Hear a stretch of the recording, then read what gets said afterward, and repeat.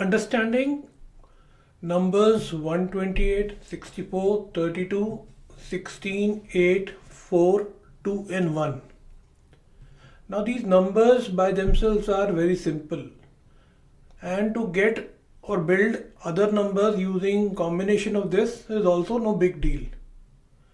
For individuals who are trying to learn networking, and when the topic of IP address gets introduced, if they don't have a good understanding of how these numbers come together, learning IP address becomes difficult, or in fact a nightmare, very difficult. And in networking, the concept of IP address is so fundamental. Without having a good understanding of that, there's no point of learning networking.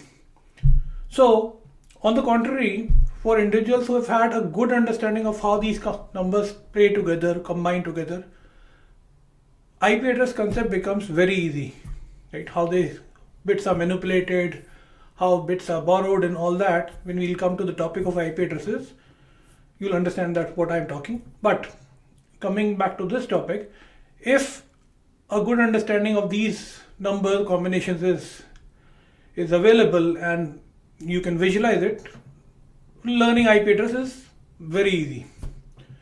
And hence, in this session, I want to spend some time going over details of how these numbers are placed and how certain combinations will help you remember the combinations, is how I'll say. I would also say that the way I'm presenting them, try and visualize them in your mind, the bit positions. Pay specific or important attention on the bit positions and how these numbers are. And after that, once the combinations are explained, you will have definitely a very good understanding of these combinations. And as I said, then the topic of IP version 4 address, once we approach that, will be very easy. So let's get started. So again, nothing new. This is just a recap from the previous sessions.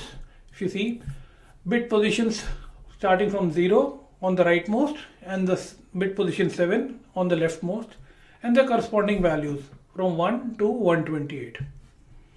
We'll take the first number, 128. This is a decimal number 128, and we have to convert this into binary numbers. Convert this 128 decimal into 8 binary digits. So as simple as this, if you can see, the method that we are going to follow is this. Imagine that this is our chart. What is our chart? This is our chart, right? And we are always talking about 8 bits at a time.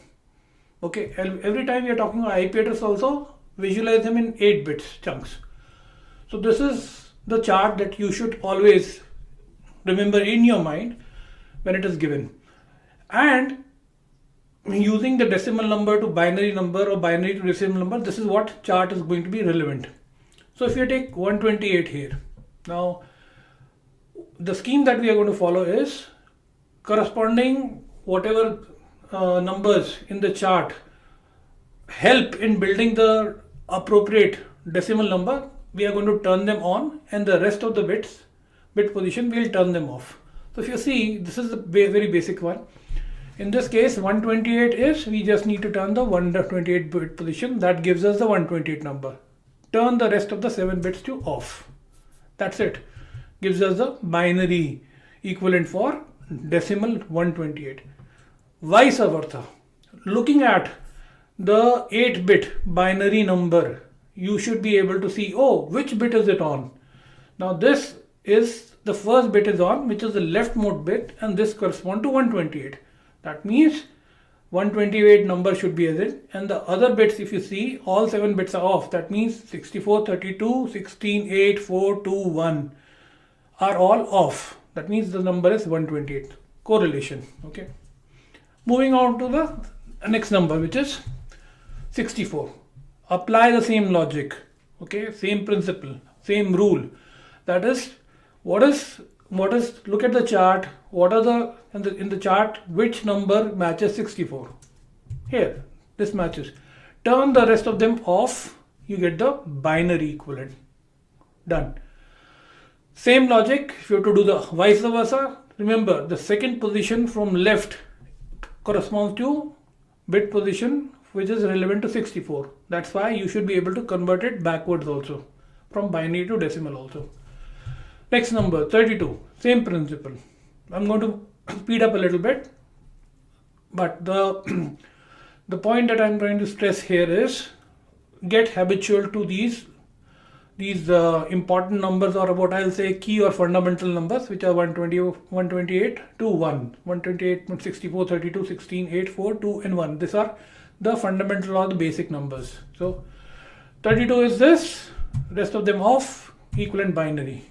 Okay, moving on. 16, is it the key basic fundamental number? Yes, it is. Hit it, turn it on, turn the rest of them off, binary equivalent. Next fundamental number is 8. Okay, turn it on, rest of them off, binary equivalent. Okay, next fundamental or key or a basic number is 4. Turn it on, rest of them off, binary equivalent. Binary equivalent here. And likewise for 2, this is what you'll get, and for finally for 1. Okay, this is what you get. Great. Let's move on, and now using this, now that we know what are the bit positions for these fundamental numbers, let's start adding them together to build the next complex numbers. Okay, so next one, let's say 129. Okay, definitely this is not one of the fundamental or key numbers, but it can be derived using those numbers. What are those numbers? 128 and 1. So you turn them on, turn off the rest of them. There you get it, the equivalent binary number. Okay, next one, 130. Apply the same logic, but now we are using a different combination of the fundamental numbers, which are, again, fundamental numbers is what I call them. It is not like they are called, right? It is just for your understanding. I'm calling these numbers as fundamental numbers. Okay, so create, in the 129 we use two fundamental numbers or key basic numbers, 128 and 1. In 130 we are going to use 128 and 2. That add up together gives 130. Turn rest of the bits off, equivalent binary number is achieved. Okay, let's make it a little more complicated. Okay, step by step. So 140. Okay, now is it one of the fundamental numbers? No. But what is required to build 140? So definitely 128 is required. Okay, now what is the balance? 148. If you subtract 128 from 140, you get 12.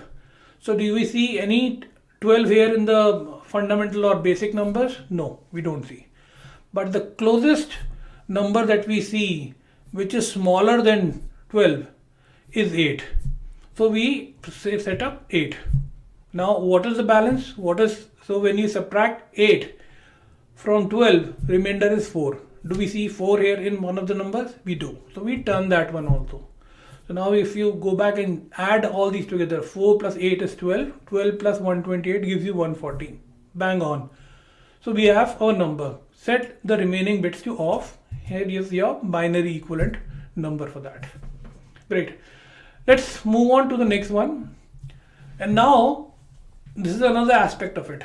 Okay, we started building it, but these are 2 or 3 numbers that you should try to memorize. How do we get these numbers? All right, so 192 is achieved by adding 128 and 64. Okay, plain and simple. So remember, the next 3 numbers that I'm going to say, including 192, are the ones that you kind of need to remember in your mind. And again, no rocket science. Again, this is following a pattern. So if you can remember and see the pattern, you'll get used to it. Okay. So 192 is achieved by combining 128 and 64. So we have it, and the rest of the 6 bits are set to zeros. So this is a binary equivalent. Again, just to recap, if you look at, if the binary number 1 1 followed by 6 zeros is given, and you are asked what is the decimal equivalent, so you know the 128 position is on and 64 bit position is on. So that gives you 192. Next is 224.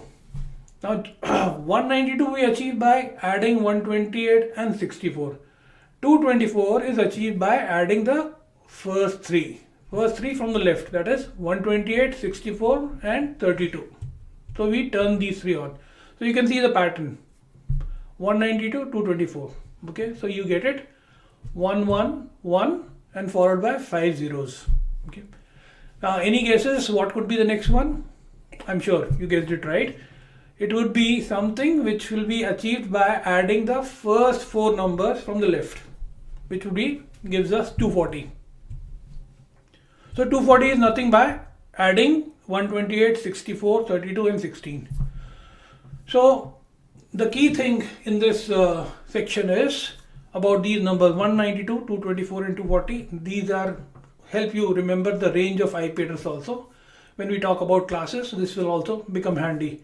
So do remember 192 is achieved by adding 128 plus 64. 224 is achieved by adding 128, 64, 32. 240 is achieved by adding 128 plus 64 plus 32 plus 16. Okay, wonderful. Next, so we have now learned the basic or the fundamental numbers 128. We know about it. So great. We also learned how to, if you want to get the next number 129, how do we get it? Okay, this is the thing. Now a very subtle, very important point is very easy to understand, but if we pay a little attention, it is easy. If we don't know, then we'll be thinking, oh, what is it? So that's the reason I want to emphasize and bring it here. How about 127? Okay. Now do remember that we are talking about 8 bits, and 8 bits are numbered 0 to 7, and with these 8 bits, in the previous session we used the formula, right? If n number of bits are given, then the total values are 2 to power n. So with 8 bits we get what? 2 to power 8, which is 256 values. And what is the range? For that also we had learned a different formula, right? What is the maximum decimal value for a given number of digits is 2 raised to, if n is the number of digits, it is 2 raised to power n minus 1. So here the number of digits are, or bits are 8. So the maximum decimal value is going to be 2 raised to power 8 minus 1, 255. So in any case for 8 bits, the range of values is from 0 to 255. And if we are talking about getting the number 127, now 127 is basically 128 plus 127. And in case of 127, we are definitely turning 128 as off. We are not using it. That means the rest of the bits need to be present. Okay, these need to be turned on. And that's how we get 127. Now, do we see a pattern here? We know a fundamental number is 128. But we are not talking about 128. We are talking about 127, which is 1 less than that. And if you look at this pattern, we can easily say, oh, this can we apply this rule that for achieving any number which is 1 less than one of the fundamental numbers, turn the rest of the bits on the right of it to on and set that number itself to off. So turn 128 off and all the bits to the right of it, 64, 32, 16, 8, 4, 2 and 1, turn them on, and then we get 127. How? Let's do the counting. 1 plus 2 is 3.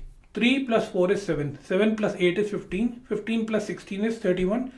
31 plus 32 is 63. 63 plus 64 is 127. There you have it. Okay. So this is how we can apply it and get the answer. Okay. Let's do the similar numbers 64, 65 and 63. 64 we know, very easy.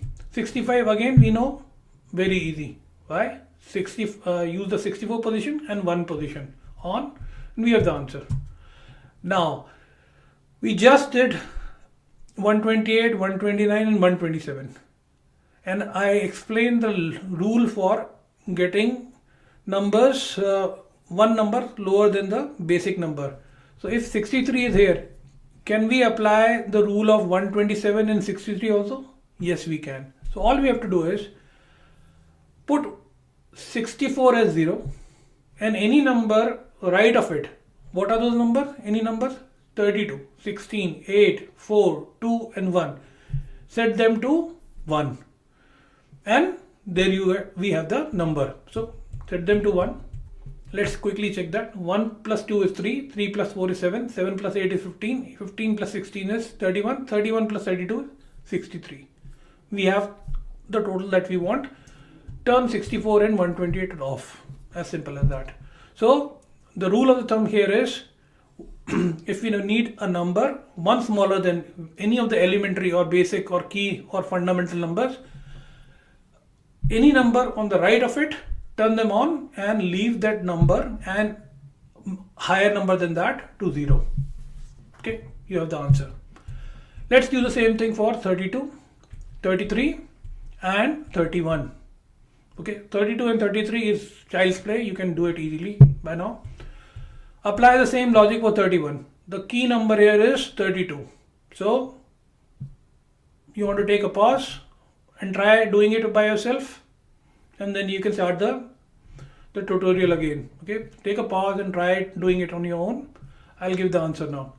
So anything on the right of 32 is what? 16, 8, 4, 2 and 1. So turn them on. So we don't need 32, we don't need 64, we don't need 128. Turn these off and there is our binary equivalent. Okay. Opposite of it, if you're looking at the binary number, right, what do we see? We see 128, 64 and 32 are turned off and the rest of them are on. Okay, we can just simply say, oh, which ones are on the right of which number? That gives us a clue that these are all numbers which are right of 32. That means these have to these will combine to give us 31. As simple as that. 16. We know how to do it. Very simple. I'm going to move forward. We know how to do 17 also. 16 plus 1. Very easy. Okay. So this is how you'll get that also. 15. Again, you want to take a stab at doing this? No rocket science. Very easy. Okay. 15 is very close to 16. 1 less than 16. So our target is 16 in our mind.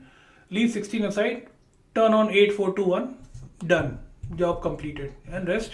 Set them to 0. All done. Okay. Apply the same concept for 8, 9 and 7. And apply the same concept for 4, 5 and 3. Okay. Try doing things on your own. I have left them as they are. And to summarize the session, a quick recap of this, what we have learned in the session. Okay, remember these are the most fundamental numbers, and without having remembering these, you cannot move forward. So you better understand and remember these. Next, you see the pattern, adding 1 to each of these on the first row, and now the other numbers 129, 65, 33 and so on can be built. Okay. Next, the rule of getting, how do you get a number which is 1 less than the fundamental number or the base number? This is how you know. The rule is to turn on the every bit right of that number to on. That's it. And do remember how these three numbers are built, right? Comprised of 192, 224 and 240. A quick recap, 192 is achieved by adding 128 and 64. 224 is achieved by adding 128, 64 and 32. And 240 is achieved by the first four numbers on the left, which happen to be 128, 64, 32 and 16.